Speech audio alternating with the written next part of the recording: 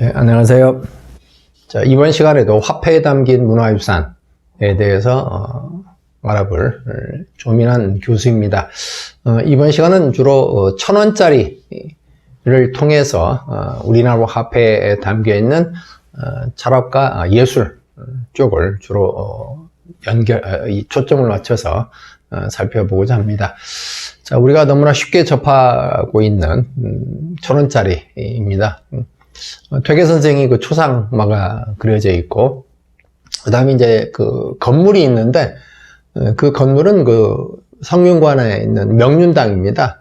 여러분들이 그 자세히 보시면은 그 건물 그 현판에 명륜당이라고 하는 그 글씨가 이렇게 써져 있습니다.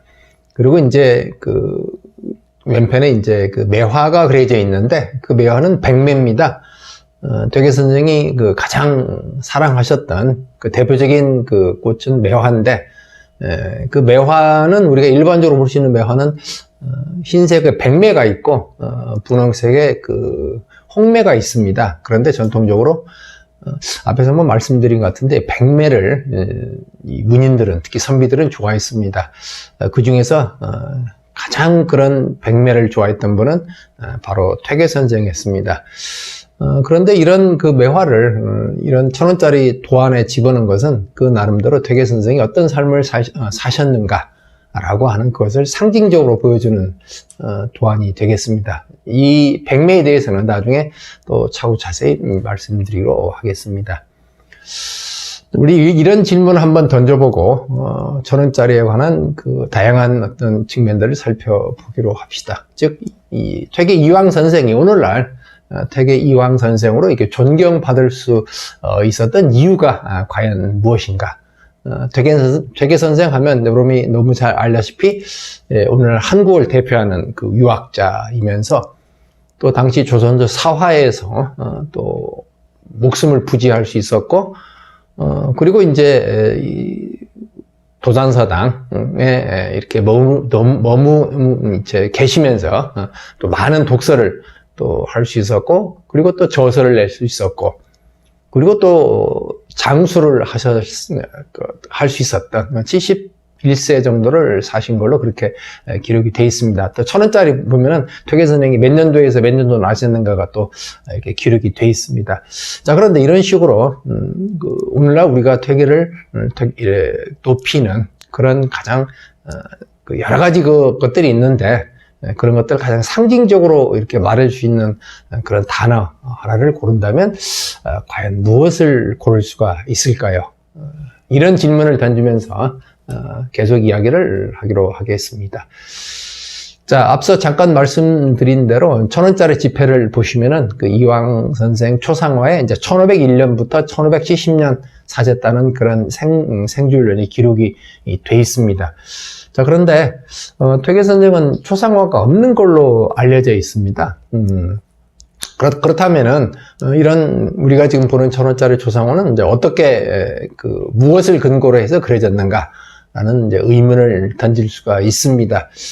그건 이제 여러 가지 그 자료를 가지고 이렇게 그런 퇴계 선생이 이런 식의 어떤 모습이었을 것이다라고 하는 것을 이제 나름대로 추측해서 이렇게 그립니다.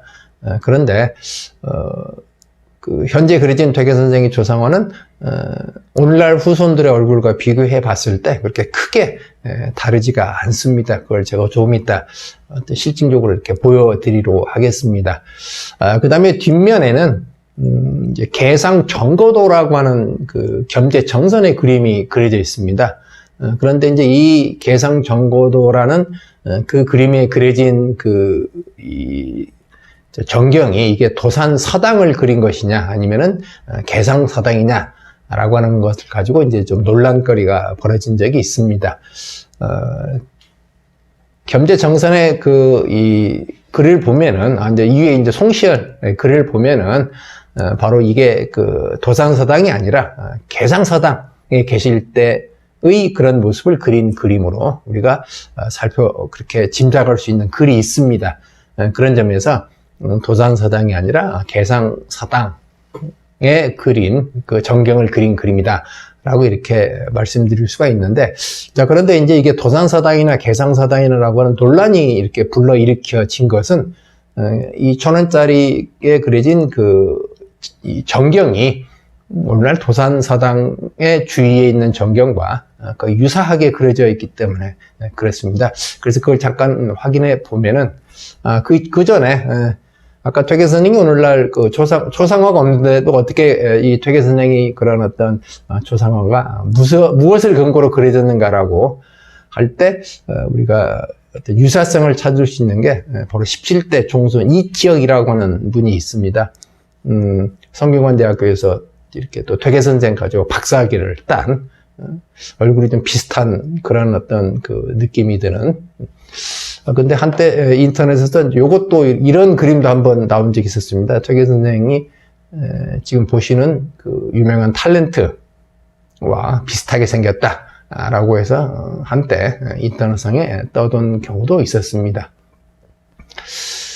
자, 개상정거도와 도산서당 관계를 잠깐 말씀드리면은 이게 이제 그 개상정거도라고 그러니까 개상서당이라고 할 수 있는 근거가 뭐냐? 라고 할 때, 이 개상정거도는 보물 제585호인 퇴우 이선생 진적이라고 하는 그 책자에 실린 그림입니다. 여기서 이제 퇴자는 퇴계고, 우자는 우암 송시열을 가리킵니다. 이 두 분이, 그 두 분에 관련된 이제 그 내용들이 바로 퇴우 이선생 진적이라고 하는 책에 실려 있습니다. 그 전에 이제 우리가 아까 그 겸재정선의 그림과 그 개상서당의 어떤 그 정경을 그린 거냐 아니면 도산서당을 정경을 그린 거냐라고 할 때 도산서당이라고 이렇게 그 짐작될 수 있는 그런 비슷한 그림이 바로 이렇게 부채에 그린 그 겸재정선의 도산서원도가 있습니다. 조금 확대한 그림입니다. 여기 보시면 이제 이게 그 현재 도산 서원, 이 그림은, 이게 이제 도산서당이고 전체는 이제 도산서원입니다. 이외에 지어진. 이게 진도문인데, 즉, 도에 들어가는 문, 도산서원을 들어가는 문인데, 아마 열려있는 거 보니까 아마 그 수업이 파한 때가 아닌가라고 그렇게 생각을 합니다. 그리고 이렇게, 뒤에 그 농기구를 메고 집으로 돌아오는 이런 그림을 참조하다 보면 아마 오후 한 4시 정도의 그런 어떤 전경을 그린 것이 아닌가라고 이렇게 생각이 듭니다. 오늘날 도산서당과 이제 전체적인 도산서원의 전경입니다.